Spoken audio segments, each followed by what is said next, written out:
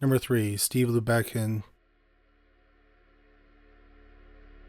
The Sunset Strip has always been synonymous with the glitz and glamour of Hollywood. And in the 1940s and 50s, no other hotspot helped cement the reputation more than Ciro's at 8433 Sunset Boulevard. Back then, it was a supper club where Tinseltown's A-listers went to see and be seen. James Dean, Marilyn Monroe, and even John F. Kennedy dined there during trips out west.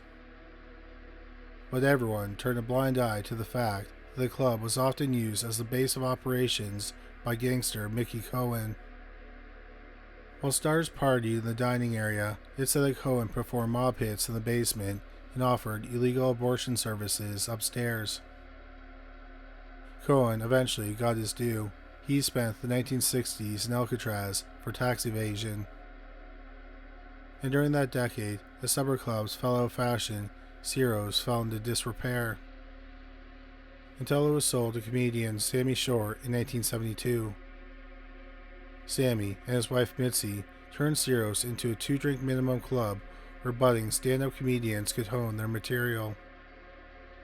Sammy and Mitzi had a son, Pauly Shore, who would go on to have his own comedy career.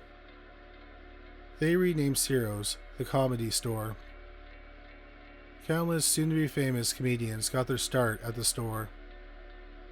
Robin Williams, Gary Shandling, Andy Kaufman, and Freddie Prinze were just some of the noted portraits on the walls inside the club. With that kind of talent, the Comedy Store regained Ciro's former mantle as the hottest hotspot on the Sunset Strip. But by the late 1970s, the comedians were growing restless. They weren't getting paid for their club appearances, and they decided to go on strike. It was one thing for successful stand-ups to refuse work. People like Jay Leno, David Letterman, and Richard Lewis were making countless appearances on television. But for struggling comedians like 30-year-old Steve Lubetkin, the comedy strike was catastrophic.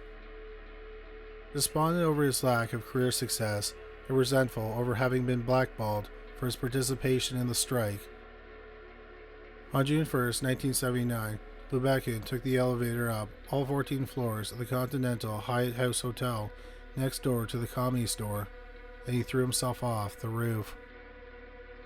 His body landed in the Comedy Store's parking lot. "My name is Steve Lubetkin," his suicide note read. "I used to work at the Comedy Store." The 1980s saw a new crop of promising young comedians appearing at the club. People like Bill Hicks, Bob Saget, and Louis Anderson. But they all had to contend with the ghost of Steve Lubetkin. Doorman Harris Pete reported seeing chairs rise off the ground. Sometimes, when his back was turned, chairs would inexplicably stack themselves. Ashtrays would fly across the room. Candles would light and extinguish themselves. Waitress and author Laurie Jacobson said someone tried to trip her. But when she turned around, there was no one there. Yet, the Comedy Store's most notorious ghostly encounter happened one night in 1986 while rock and roll comedian Sam Kinison was getting ready to perform. Kinison was a former Pentecostal preacher, and his screaming style of comedy was said to rile the spirits in the club. As Kinison took the stage, ethereal, angry whispers whirled around the smoky room. "It's him," the voices repeated. "He's on." When Kinison realized he wasn't being taunted by the audience, he got angry. He demanded that the so-called ghost appear to him right there on stage. "Alright," Kinison screamed into the ether. "You're starting to piss me off. If you want to play, come on out. Let everyone know you're here." Then the lights went out. There were gasps from the audience as they sat in darkness for a few seconds before the place lit up again. Many in the crowd that night, as well as some fellow comedians, believed that Kinison had set up the whole bit, like some kind of carnival sideshow. But Kinison was shaken by the experience himself and swore that the encounter was real, until the day he died. While driving on Route 95 in 1990, Kinnison's white Trans Am was hit head-on by a drunk driver. As he lay dying, waiting for help to arrive, Kinnison began talking to someone. Someone who wasn't there. As Kinnison's best friend and crash witness, Carl LeBeau, reported, Sam said, "I don't want to die." But then he paused and listened. Then he asked the unheard voice, "But why?" The 38-year-old comedian nodded his head and repeated, "Okay, okay, okay." The last okay was so soft and at peace, LeBeau said. Whatever voice he was talking to gave him the right answer. Perhaps the voice belonged to someone Kinnison had met before at the Comedy Store. Number 2. George Reeves. If you found yourself dining at Ciro's in the 1950s, you have undoubtedly rubbed shoulders with Eddie Mannix. Eddie Mannix, you see, was a friend of mobster Mickey Cohen. Hollywood was a small town. And though Eddie was officially listed as an executive at MGM Studios, everyone in Hollywood knew him as a fixer. When a Hollywood scandal broke, it was Eddie who would swoop in and cover it up. He was notorious for paying hush money to witnesses and bribing newspapers not to publish salacious stories. According to some, Eddie was also not above eliminating anyone who became a problem for either him or his studio. For whatever reason, Eddie and his wife, Toni Mannix, had an open marriage. When she began an affair with actor George Reeves in 1950, tugs wagged, but Eddie was content to look the other way. Reeves and Toni's dalliance was an open secret in Hollywood. So when Toni bought the struggling Reeves a house in 1953, no one batted an eye. That arts and crafts style house at 1579 Benedict Canyon Drive in Beverly Hills would be the place George Reeves drew his last breath. George Reeves never achieved the success he wanted to as an actor. He started off big with a prominent role in Gone with the Wind, but that was in 1939. After that, it had all been downhill. In 1951, Reeves was out of options and money. So he took on the title role in the Saturday morning kids TV show, The Adventures of Superman. By all accounts, Reeves felt that the role was beneath his talent, but he loved the adoration he received from the brand new generation of TV kids. He continued in the role for the next 6 years, until 1958, when the cancellation of Superman sent George Reeves into a tailspin. Unable to break into more serious acting thanks to the stigma of television, Reeves began drinking heavily. He and Toni would often fight until Reeves, convinced he could never live up to Toni's high standards, broke up with her. Amazingly, Reeves kept the house Toni had given him and almost immediately became engaged to New York's society playgirl, Lenore Lemon. The breakup and Reeves' new relationship enraged Toni. But, perhaps more importantly, it enraged her husband, Eddie. One day in 1959, while driving through the treacherous Hollywood Hills, Reeves drove his Jaguar into a tree and suffered head lacerations and a concussion. A mechanic later said that his brake line had been cut. 2 months later, on June 19, 1959, Reeves and Lemon hosted a dinner party for a few friends. After drinking heavily, he and his fiancée got into a fight. Reeves excused himself and went upstairs. "I wouldn't be surprised if he went up there to shoot himself," Lemon told the guests. Moments later, a gunshot rang out from the bedroom. When they rushed in, they found Reeves lying naked on his bed, a gunshot wound to his temple, a gun on the floor. George Reeves was 45 years old. Another sad case of unfulfilled promise and broken dreams, the papers reported. Hollywood is full of those. But some, including Reeves' mother, thought that something more sinister happened. She refused to let her actor son be buried until officials conducted a second autopsy. For 6 months, Reeves' corpse stayed in the LA County morgue. Eventually, the official ruling was deemed suicide. Reeves was cremated and interred at Mountain View Cemetery. In the meantime, Reeves' fiancée, after learning he had left everything to Tony Mannix, packed up her belongings and went back to New York. And that Benedict Canyon house stood empty for 6 years. When it was finally purchased in 1965, the couple who bought it had little idea of the house's sordid past. They were confused when their German shepherd would sit and whine at the bedroom door. And they were baffled by the smell of gunpowder that would waft through the hall when the breeze was just right. One night, while hosting a dinner party, the guests heard noises coming from the bedroom. When they went upstairs to investigate, they found the place had been ransacked. Dresser drawers had been pulled out, clothes were strewn about the room. When the guests went back downstairs, their cocktail glasses had inexplicably been moved from the living room to the kitchen. Later, other residents of the home had far less mysterious encounters.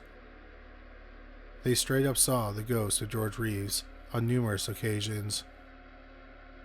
During these sightings, they reported that Reeves was always standing at the top of the stairs. Sometimes he wore his famous red cape costume. Sometimes he was nude. But in each instance, the ghost of George Reeves was holding a gun. Perhaps it was the German Luger he reportedly used to end his life. Or perhaps it was a different gun, a gun that someone else used to kill Superman. Number 1. Paul Bern. 27 years before George Reeves' death, but less than a mile down the road from his house, lived platinum blonde film star Jean Harlow. It's hard to overstate just how huge Harlow was in the 1930s. Her films raked in money hand over fist. Theaters where she made personal appearances would sell out in minutes. One Los Angeles newspaper published an extensive 10-part life story of the actress. And she was only 21 years old. So set tongues wagging in Hollywood when Harlow announced that she would marry nebbish 42-year-old film executive Paul Bern in 1932. Though some wondered about the attraction between the mismatched couple. By all accounts, Burns was one of Hollywood's nicest guys. Sometimes nice guys do win, it seems. Harlow and Burns' private wedding, held at his mother's home, had a select guest list. Studio chiefs Irving Thalberg and David O. Selznick were there, as was MGM honcho Louis B. Mayer. There was also a reported appearance by Mayer's right-hand man and Harlow's friend, fixer Eddie Mannix. The newspapers of the time covered the ceremony with meticulous detail, having headlines with Harlow's name churned out extra editions and sold copies. So it's understandable that the papers practically ran out of ink when, just 2 months after the wedding, Paul Bern was found dead on his bathroom floor. In the same house Bern had gifted to Harlow on their wedding day, at 9820 Easton Drive in Benedict Canyon. The police were called to the scene, but studio executives got there first, including Eddie Mannix. Eddie found Bern naked with a gunshot wound to the head and a .38 caliber revolver in his hand. The messy death of a husband of Hollywood's brightest star would be bad for business. So Eddie went to work concocting a cover story to fix things. One theory is that Eddie rifled through Burns' papers and discovered an apology letter he had never given to Harlow. Then he left it for the police to find. Unfortunately, this is the only way to make good the frightful wrong I've done you, the note read, and wipe out my humiliation. Newspapers printed it as Burns' suicide note, no questions asked. The official story became that Bern had been despondent to discover that he was impotent. Whispers abounded that their marriage had never been consummated. Harlow never made a statement although she did drop a few tidbits to the gossip columnists. She said that Bern was jealous of her flirtatious relationship with Hollywood's leading men. Either way, what these stories intoned was that Bern felt he didn't measure up. Bern's suicide, they said, was the result of a sad tragedy. It was a scandal, yes, but for Eddie Mannix, it was a small price to pay. Because the truth was 10 times worse. It seems Paul Bern had neglected to tell anyone that he was already legally married to a woman named Dorothy Millette, and she had been stalking him in the weeks before his death because he had stopped the $350 a week payment he had been giving her for years. Some say that Harlow made him stop the payments when she found out. Either way, 3 weeks after Bern's death, Dorothy Millette was found dead in a river, a loose end tied off. Jean Harlow's star continued to rise. She became one of film's top draws at the box office, appearing alongside Clark Gable, Lionel Barrymore, and William Powell. Now one of Hollywood's wealthiest women, Harlow found she no longer needed the Bavarian-style house Bern had given her for their wedding. She sold it in 1935, just 2 years before dying of kidney failure at the age of 26. The house changed hands a few times over the next 30 years. Until 1965, when it caught the eye of stylist to the stars, Jay Sebring. Sebring was as hot as they come in the mid-1960s. His famous clients included, just to name a few, John Wayne, Steve McQueen, and Paul Newman. Sebring had his own hair products, even fashioned the iconic mod-style haircut worn by Bones McCoy on Star Trek. George Peppard once flew him to Ireland for a single session, and those sessions cost upwards of $50 each, or about $430 in today's dollars. With Sebring raking in the cash, he wanted to move into prestigious Beverly Hills to show Hollywood that he had arrived. He wanted to make a splash. And while the Harlow Bern love nest was just the kind of splash he was looking for. Sebring knew about the house's stark history. In fact, it was one of the reasons he bought it not only for himself, but for his fiancée, Sharon, as well. But shortly after Jay and Sharon moved in, the hauntings began. One night while Sebring was in New York, Sharon found herself home alone. Shortly after going to bed, she was awoken by a rustling sound in the bedroom. Sharon looked over and was shocked to see a ghostly image of a creepy little man wearing glasses, a mustache, and nothing else. He seemed to be rifling through papers on a nearby desk. It was like he was searching for something, she said. The deed to the house, perhaps? Or a marriage certificate? Sharon slipped out of bed, and the ghost left the bedroom.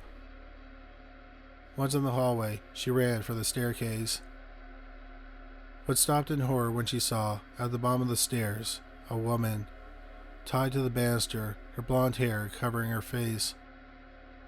The woman had her throat stabbed and was covered in blood. When the image faded, Sharon fled back to the bedroom, and she was thankful to find the ghost had vanished. The next day, Sharon told her fiancé about the experience, and the description of the ghost reminded Sebring of Paul Bern. But as for the specter of the bloody woman, he had no idea. Sharon told the details of her experience to Hollywood writer Dick Kleiner in 1966, but he didn't publish it until after her death in 1969. After Jay Sebring and his former fiancée, Sharon Tate, along with 3 others, were brutally murdered by the Manson family. 1.5 miles down the street, when police discovered the Cielo Drive crime scene, they found the platinum blonde actress tied up and covered in blood.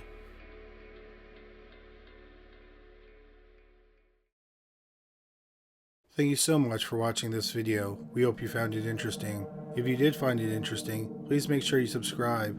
we'll have a new video about the paranormal every week. If you just discovered this channel, please make sure you check out our other channel, Criminally Listed. We have over 325 videos featuring bizarre but true crime stories. You can find it at youtube.com/criminallylisted. We also have a podcast about cold cases that were eventually solved called Criminally Listed Presents Into the Killing. You can find it on Stitcher, Spotify, Amazon Music, and anywhere you find great podcasts. But that's all for today. Thanks again for watching.